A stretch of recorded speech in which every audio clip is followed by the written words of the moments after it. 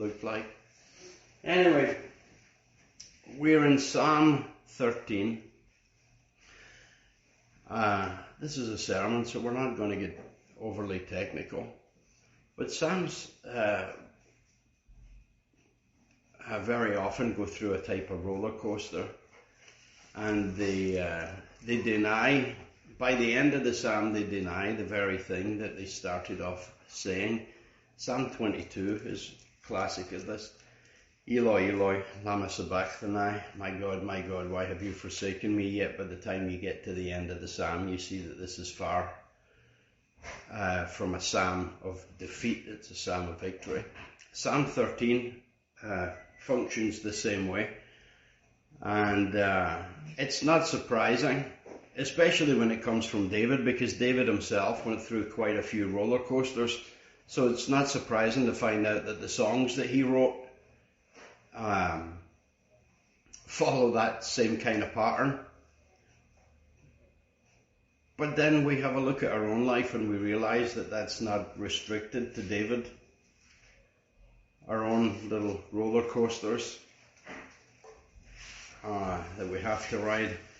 Anyway, the psalm opens with the words, how long? How long, O Lord, will you forget me forever?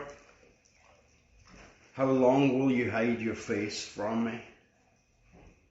How long must I wrestle with my thoughts and every day have sorrow in my heart? How long will my enemy triumph over me? Thousands of years apart from David,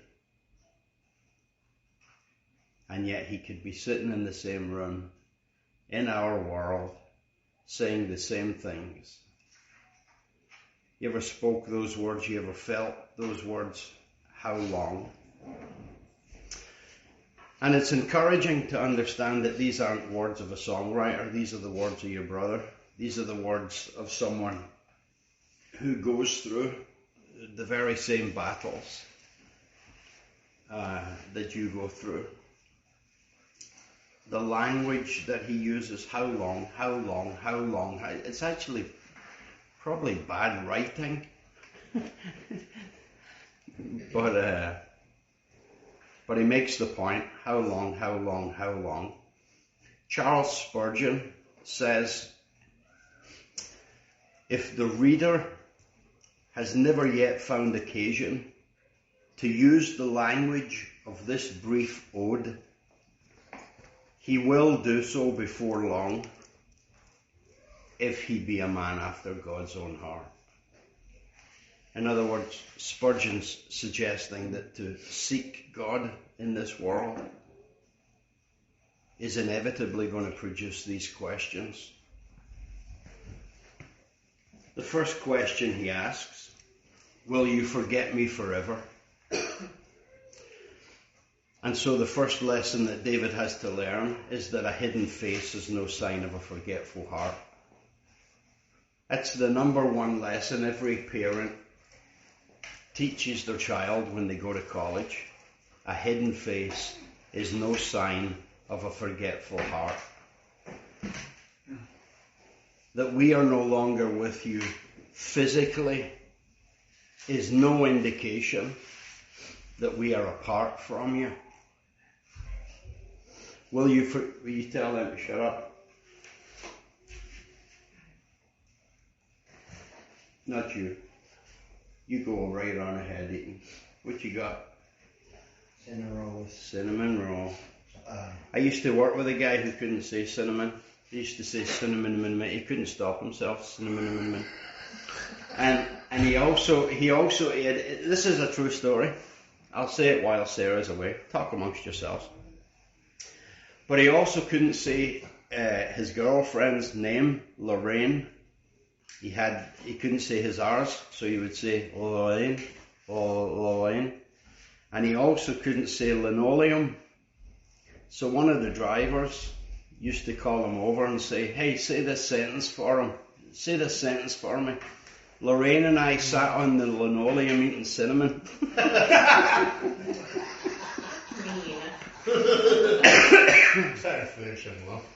That's Glasgow. That's how we got our kicks. A hidden face, no sign of a forgetful heart. Will you forget me forever, is the question. What a question to lay at the feet of God. What a question to lay at the feet of the omniscient one, the one who knows everything. Have you forgot about me? No, is always God's response. Haven't you heard? The steadfast love of the Lord never ceases. His mercies never come to an end. They are new every morning. Great is his faithfulness. But when you're as low as David is, obviously, all the consolation in the world, all the best advice, all the wise answers, they're often of little consolation. David's in the middle of winter. You know what I mean by that? Every year, when the seasons change, we're not long into winter before we've already forgot how beautiful and warm the sun was. We can't even now I'm 55, and here's another winter coming, and I know it won't be long before I'm like, summer's here. Summers in Tucson aren't that bad. And then summer comes along again, and we're like, we forget. And so it is with our problems, with the stresses that life brings upon us. No sooner are we in them, in our depressions, in our stress, in our anxiety, in with our children, in with our bills, in with our health. No sooner are we in it than we forgot how beautiful it was not that long ago. The warmth and the beauty of summer, the good times, should be those occasions that carry us through the winter. Squirrels get this. Squirrels understand it. We can't, but squirrels do. All day long, there they go, prepping for what they know lies ahead, for what they know is inevitably coming, and they prepare. Squirrels understand it. And yet we so often fail to prepare. How long will you hide your face from me? He says. When the downs are steeper than usual, when the darkness is darker than usual, when the roads are longer than usual. How long? How long will you hide your face from me? And yet we know better than that. David knows better than that. We know better than that. Seek the Lord while he may be found, was the advice given to Solomon. Is Isaiah's advice. If you seek him, he will be found, was the advice to Solomon. And how hard is God to find? Not hard. No. Isaiah 65 and Romans 10 repeat the same thing. I was found by those who weren't looking for me. That's how easy God is to find. You don't even have to be looking for him to find him. Which is keeping with the parable about the guy who stumbles over the treasure in the field. Wasn't even looking for it. Found it nevertheless. God's not a God who hides. But to David and sometimes to us, it's how it looks, it's how it feels. But let's learn the lesson that David would have to learn, that a hidden face is no sign of a forgetful heart. How long must I wrestle with my thoughts, he says.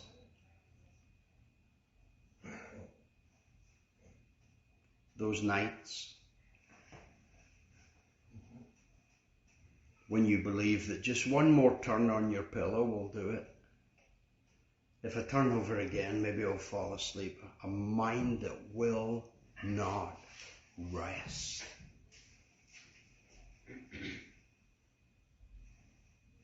and every day have sorrow in my heart.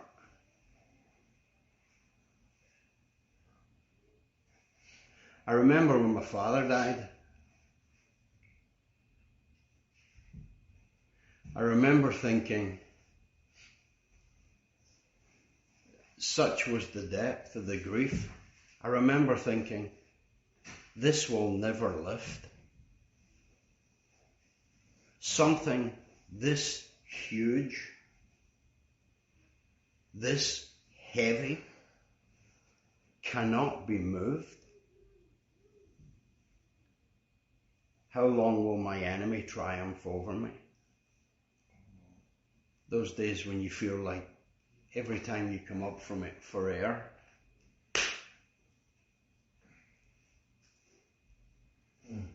you trouble with your kids and you finally get that settled, and then another bill comes in, and then another phone call comes in, and then your boss calls you, and then you talk to your doctor.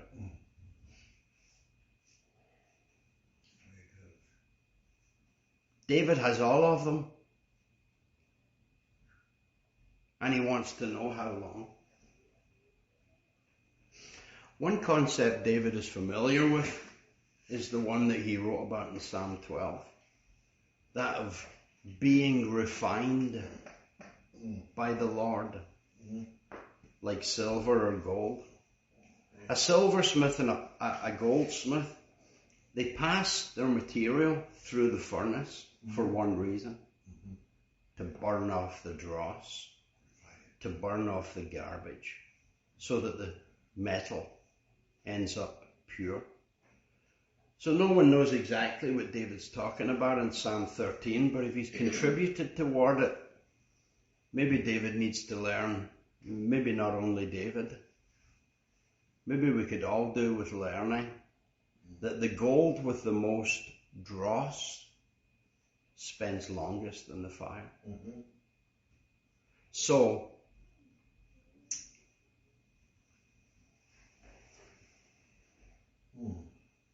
if being passed through the fire is overly tough for us,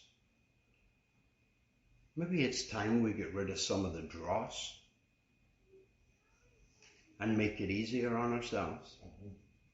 Remember the movie The Mission? Do you ever see The Mission, Randy? Robert De Niro. Back when he was watchable.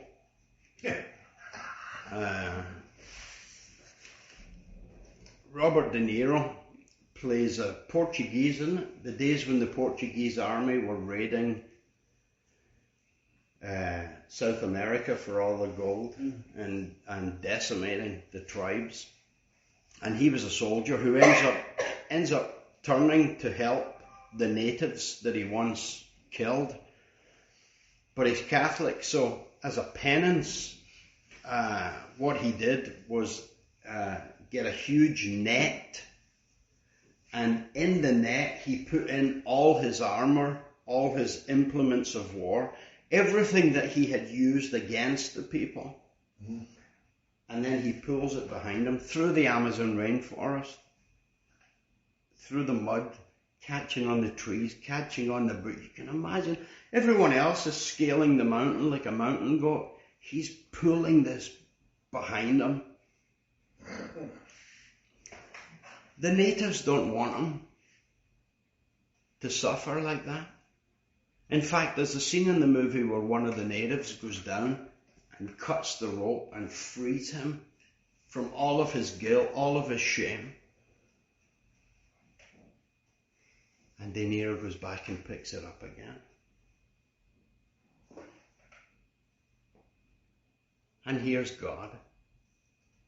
As we labor through our world, pull ourselves through, and God comes to us and says, why are you pulling that behind you? He comes in the person of Jesus Christ to cut the rope, and 10 minutes later we're back at the bottom of the mountain, putting ourselves through things we've got no business dealing with. We've got to let go. We gotta let go. I know it's not popular in today's world, where we're told that the way to deal with things is to bring them up, rehash them, keep it fresh in everybody's memory, every wrong that's ever been done, everything wrong that's ever been said, let's bring it to the memory, let's keep throwing it in front of everybody's faces. That'll bring healing. Not according to God. Paul himself says, I forget what lies behind. Forget it and press on. This world has very little to offer us if we're talking about the world in some ways that the Bible often talks about it. It doesn't care. It doesn't care for you. I remember a commercial when I was back in Scotland for British Telecom, telephone company. And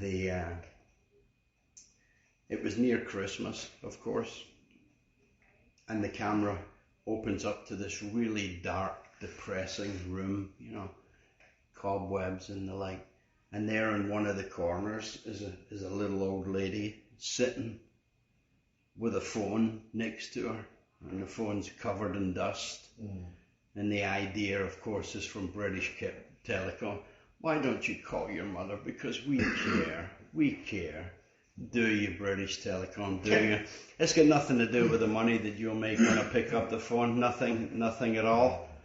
Nothing. You care. Do you really? You care about my mum? Do you really? You call her.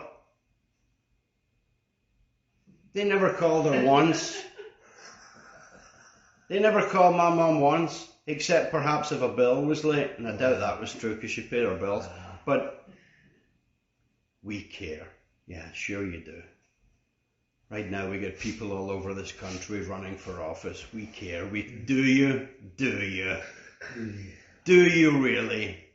Do you? Some of them have been in office for 50 years, 60 years, 40 years. You care? We've seen the cities. You care. We know what you care about. It's written all over the results. That is. Unbelievable, this world. We care. And here's God in Christ. And in our millions in a couple of weeks, in our millions, and rightly so I think, in our millions will all turn out to vote. Believing yet again, they care. They care about us. This time they care. And here's God in Christ. And it's that we doubt. We can look at the cross. We can doubt. We can believe them and doubt Him.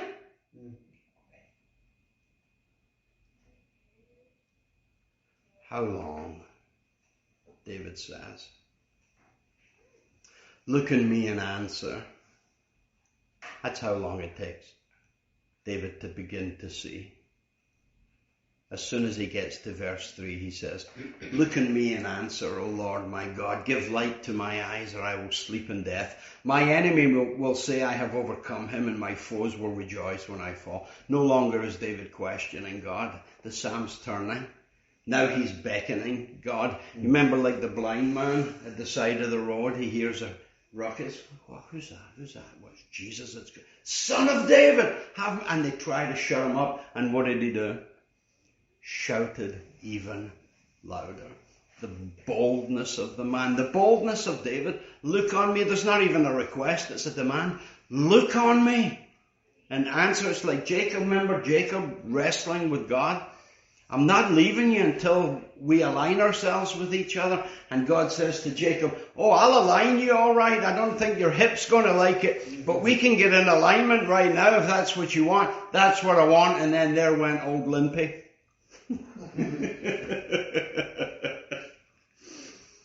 But he's recognizing God as the answer, as the one who enlightens. And I love that verse. Give light to my eyes, David says. The idea is not so much kill all my enemies, cure all my problems, clear all my debt? The answer is, show me what they can't see. Give light to my eyes. Open my eyes. To be able to see God has always been the blessing of the ages. It's to see him in the problem, to hear his voice in the storm. Because when we can see the Lord in the crisis, we've already found our way out. And when we can hear the Lord even while we question, then we have already found the answers. When we can see the Lord, it does not matter the blackness of the darkness. He is the light. And now, having asked for God, David finds him, and his psalm of mourning turns into a psalm of pure joy. David clears his throat, and then in the last couple of verses, he sings a new song to the Lord and finishes his psalm with, "But I trust in your unfailing love. My heart rejoices in your salvation. I will sing to the Lord, for he has been good to me."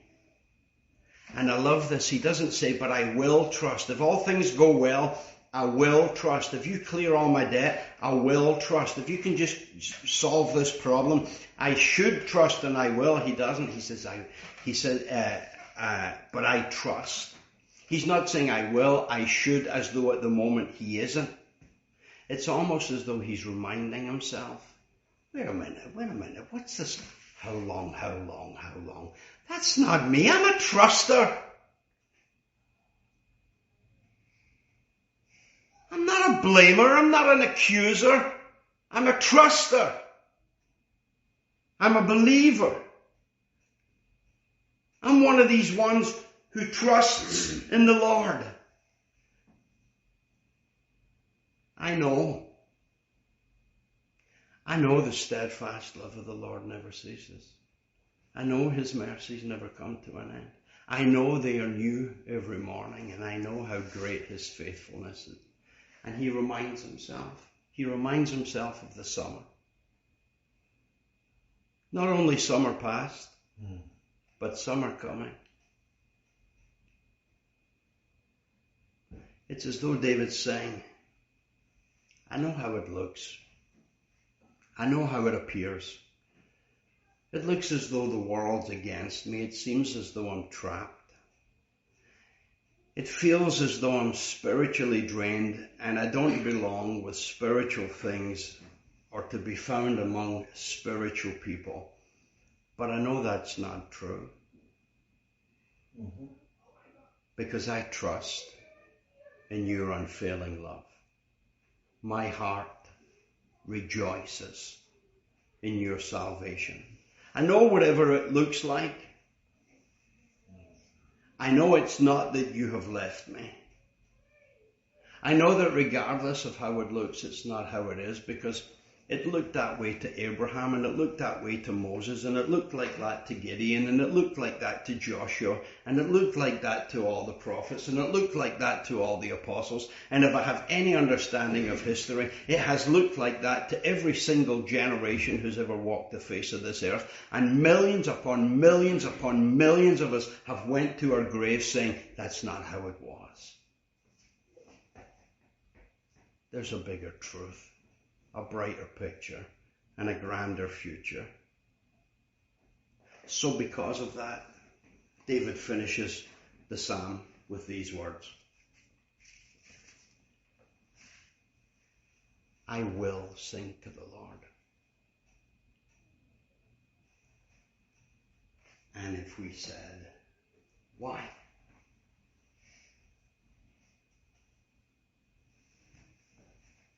He would answer us the way he finished the psalm.